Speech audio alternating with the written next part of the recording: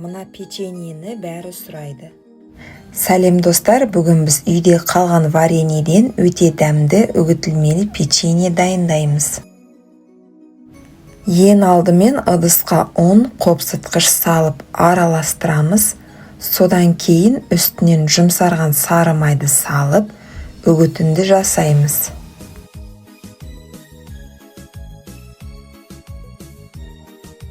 Енді жұмыртқа мен қантты біріктіріп араластырамыз. Содан кейін ұнға қосып, жұмсақ қамыр илейміз.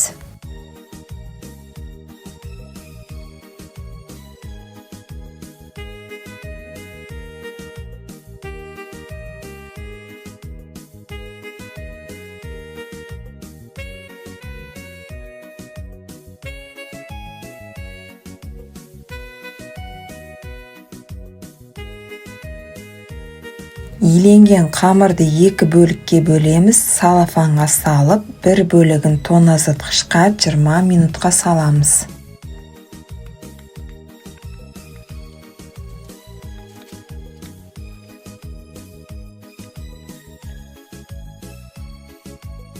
Екінші бөлігін пергамент төселген табаға жайып шығамыз, жұқалап.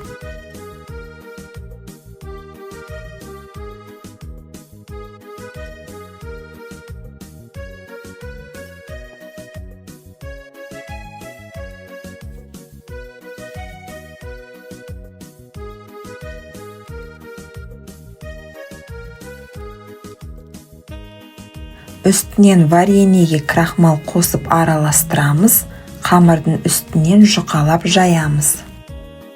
Менен бір кеңес, егерде варенье сұйық болса, бір шай қасық крахмал араластырыңыз, сонда жан жағына ағып кетпейді.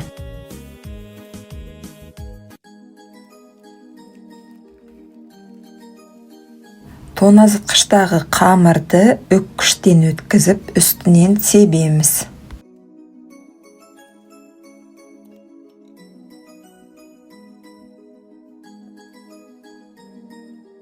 Қызып тұрған 180 градус ыстық пеште 30-35 минут пісіреміз. Суыған соң 4 бұрыштап кесеміз.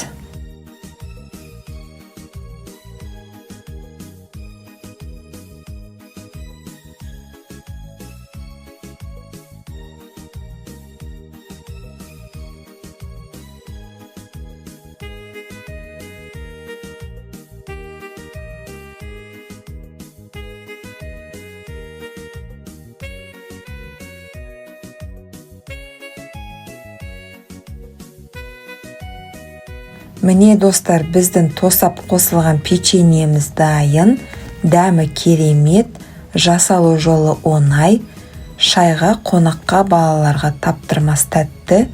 Сіздермен болған Ақгүл, келесі видеода кездескенше.